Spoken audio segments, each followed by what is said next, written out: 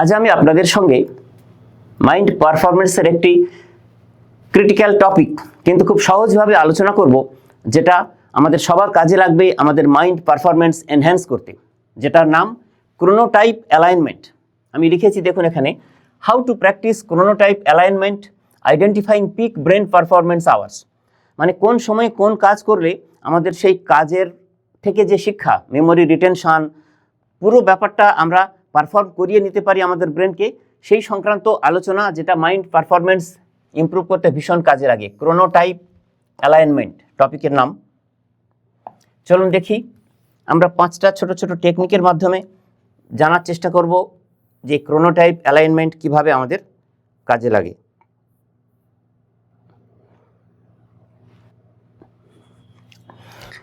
দেখবেন আমাদের মস্তিষ্ক, প্রত্যেকের মস্তিষ্ক একটা নির্দিষ্ট ছন্দে, একটা রিদিমে কাজ করে। এবং অনেক শিক্ষার্থীদের আমরা দেখেছি যারা ভোরবেলায় পড়াশোনা করতে ভালোবাসে, কেউ আবার মাঝরাতে পড়তে ভালোবাসে, কেউ আবার সন্ধ্যেবেলাতেও তার পড়াশোনা খুব ভালো হয়। এগুলো অনেক কিছুর উপরে ডিপেন্ড করে। এই যে প্রাকৃতিক ছন্দ, সেটাকেই বলা হয় ক্রোনোটাইপ। এবার আমরা পদ্ধতিগুলো নিয়ে আলোচনা করি। এই ক্রোনোটাইপ অ্যালাইনমেন্ট কিভাবে না, প্রথমে লিখেছি দেখুন আমি, আইডেন্টিফাইং ইওর ক্রোনোটাইপ। মানে এই ক্রোনোটাইপ, এই প্রাকৃতিক ছন্দ, কোন সময়টা ভালোভাবে সব কিছু হয় সেটা আমরা জানবো কিভাবে। দেখবেন সবাই আর্লি বার্ড হতে পারে না। আমরা লিখেছি এখানে, ভোরে ওঠা পাখি নয়, মানে ভোরবেলা উঠে পড়াশোনা করতে পারে না। মস্তিষ্কের কর্মক্ষমতা অনুযায়ী মানুষকে আমরা 4 ভাগে ভাগ করতে পারি, আমি এখানে লিখেছি। তো প্রথম ভাগকে বলা হয় লায়ন, মানে ভোরে সক্রিয়, তারা ভোরবেলা উঠে পড়াশোনা করে, কাজ করে। দ্বিতীয়কে বলা হচ্ছে বিয়ার, মানে দিনের আলোয় পড়তে ভালোবাসে, কাজকর্ম করতে ভালোবাসে, মানে পিক পারফরমেন্স তাদের সেই সময় ঘটে। 3 হচ্ছে উলফ, মানে রাতে সক্রিয়। আর 4 নম্বর একটি আছে ডলফিন, যেটা বলা হয় অনিয়মিত, মানে ঠিক নেই তাদের পিক পারফরমেন্স আবার কোন সময় তারা কিন্তু রেকগনাইজ করতে পারে না, ফলত তারা মাইন্ড পারফরমেন্স এনহ্যান্স করতে সহজে পারে না। আচ্ছা, নেক্সট দেখি,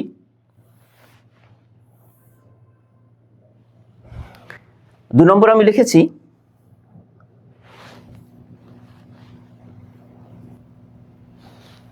mapping the peak cognitive window.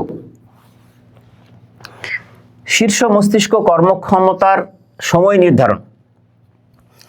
দিনের একটা নির্দিষ্ট সময়ে আমাদের মস্তিষ্ক সবচেয়ে বেশি অ্যালার্ট থাকে, এটা আমরা সবাই বুঝতে পারি।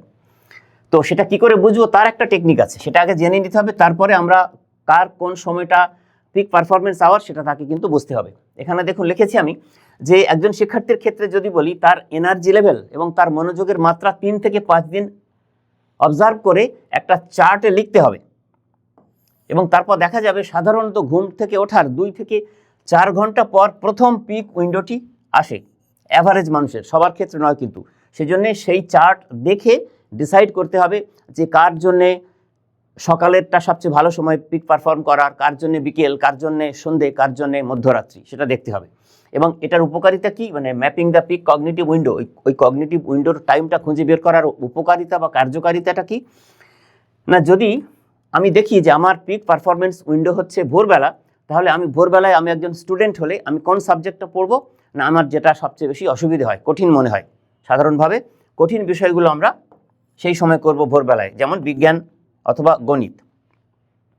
এবং কি হবে তাতে না, অন্য সাধারণ সময় পড়লে যতটা সময় আমার পড়াটা শেষ হবে, এই সময় পড়লে কিন্তু এই peak performance hour, peak cognitive উইন্ডোর টাইমে পড়াশোনা করলে সেটা অর্ধেক সময় কিন্তু শেষ করে ফেলা সম্ভব হবে। সেই জন্যে এই টেকনিকটি ক্রোনোটাইপ অ্যালাইনমেন্টের একটা উল্লেখযোগ্য মেকানিজম। এরপর আমরা 3 নম্বর টেকনিকে আসব, দেখি কি আছে। 3 নম্বর টেকনিক বলছে স্ট্র্যাটেজিক টাস্ক ব্যাচিং।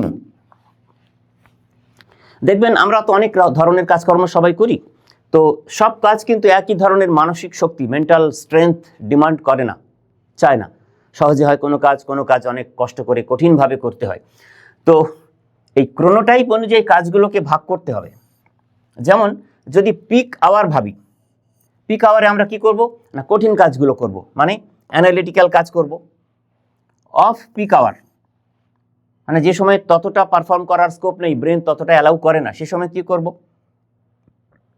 ক্রিয়েটিভ কাজ করব, হালকা কাজ করব, মানে ধরুন ড্রয়িং করব, ছোট ছোট কাজ করব। আর একটা উইন্ডো থাকে যেটা বলে রিবাউন্ড আওয়ার। এই সময় কিন্তু যে পড়াশোনা আমরা করেছি পিক আওয়ারে, সেগুলোর শুধুমাত্র রিভিশন দেব, অন্য কিছু পড়ব না। এই ভাগটা আমাদের মনে রাখতে হবে। এর এফিক্যাসি কি না, এতে কি হবে, মস্তিষ্কের ওপরে অতিরিক্ত চাপ পড়বে না, এবং সারাদিন যে কাজগুলো করছি বিভিন্নভাবে, ছাত্রদের ক্ষেত্রে হোক বা বড়দের ক্ষেত্রে, কাজের মধ্যে একটা ইকুইলিব্রিয়াম থাকবে, ভারসাম্য থাকবে। এই ভারসাম্যটা থাকা খুব দরকার। এই টেকনিকটাকে বলা হয় স্ট্র্যাটেজিক টাস্ক ব্যাচিং। এরপর 4 নম্বর টেকনিক কি বলছে,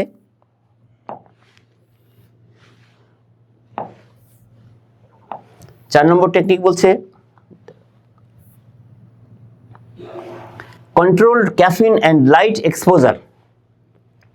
আমরা কিন্তু সবাই জানি যে আলো এবং খাবার দাবার আমাদের শরীরের যে ঘড়ি আছে, যেটাকে সার্কাডিয়ান রিদিম বলা হয়, সেটাকে কিন্তু কন্ট্রোল করে। এটা আমরা সবাই জানি, খাবার দাবার খুব ইম্পর্টেন্ট, এবং আলো। তো টেকনিকটা কি না, মস্তিষ্ককে সক্রিয় রাখতে হলে সকালবেলাতে কিন্তু আমাদের উজ্জ্বল আলোর সামনে থাকা চলবে না, আর রাত্রিবেলা নীল আলোর সামনে থাকা চলবে না। নীল আলো কোত্থেকে রেডিয়েট হয়? মোবাইল থেকে, ল্যাপটপ থেকে। তাহলে রাত্রে ঘুমোতে যাওয়ার আগে সেগুলো ব্যবহার করা চলবে না। অবশ্যই এড়িয়ে চলার প্রশিক্ষণ নিতে হবে ছাত্রছাত্রীদের এবং আমাদের বড়দের সবার কিন্তু। এছাড়া খাবারের কথা যদি আমরা বলি, যে চা, কফি বা ক্যাফিন, এগুলোও কিন্তু কোন সময় খাবো সেগুলো আমাদের নির্ধারণ করে নিতে হবে। সেজন্য এটাকে বলা হয়েছে control caffeine and light exposure. কোন সময় করব, কতটা করব। এটা করলে উপকার কি হবে না, আমাদের মস্তিষ্কের যে ঘুমের হরমোন আছে মেলাটোনিন, এবং একটা আমরা যাতে অ্যালার্ট থাকি, অ্যালার্টনেস, সতর্কতার যে হরমোন, সেটাকে বলা হয় কর্টিজল। এই দুটোকে সঠিক সময়ে নির্ধারণ করতে সাহায্য করবে যদি আপনি এই কন্ট্রোল ক্যাফিন অ্যান্ড লাইট এক্সপোজারের স্ট্র্যাটেজিটা মেনটেন করেন। এবং তার ফলে পড়ার সময় যদি রাত জেগে পড়তে হয়, সহজে কিন্তু একজন ছাত্রছাত্রীর ঘুম আসবে না, বা একজন অফিসের খুব প্রেশারাইজড কাজ বাড়িতে নিয়ে এসে অ্যাসাইনমেন্ট বা কোনো প্রজেক্ট নিয়ে মধ্যরাত্রে কাজ করবেন, তার কিন্তু ঘুমের সময়ে, কাজের সময় ঘুম কিন্তু সহজে পাবে না। এই টেকনিকটার নাম controlled caffeine and light exposure. শেষ একটা টেকনিক, সেখানে বলা হচ্ছে chronotype alignment identifying peak brain performance hours, the recharge nap protocol। কিরকম? অনেকক্ষণ ধরে পড়তে পড়তে কি হয়, মস্তিষ্কের কর্মক্ষমতা কমে যায়। সেজন্যে একদম বৈজ্ঞানিক পদ্ধতিতে কিভাবে দ্রুত তাকে আবার সতেজ করব সেটা জানতে হবে। তাহলে ক্রোনোটাইপ অনুযায়ী সাধারণভাবে যদি দুপুরবেলায় 10 থেকে 20 মিনিটের একটা পাওয়ার ন্যাপ নিয়ে নেওয়া যায়, এই পাওয়ার ন্যাপ, এই যে বিশ্রাম নেওয়া যায়, তাহলে কিন্তু সঙ্গে সঙ্গে ব্রেন আবার নতুন করে রিচার্জ হবে এবং পারফর্ম করতে তার সুবিধা হবে কোনো কঠিন কাজ। এই যে একটা ছোট্ট বিরতি, 10 থেকে 20 মিনিট ব্রেন রিসেট, এতে কি হবে না, মস্তিষ্কের স্মৃতিশক্তিকে সে রিসেট করবে এবং বিকেলবেলায় বা সন্ধেবেলায় আবার পড়াশোনা করার জন্যে নতুন করে তাকে শক্তি যোগাবে। এটাকে বলা হয় দ্য রিচার্জ ন্যাপ প্রোটোকল। এই দুপুরবেলায় এই ন্যাপ, এটা কিন্তু পাওয়ার ন্যাপ বলা হয়, এটা খুব ইম্পর্টেন্ট। সংক্ষেপে কনক্লুশনটা একবার দেখব।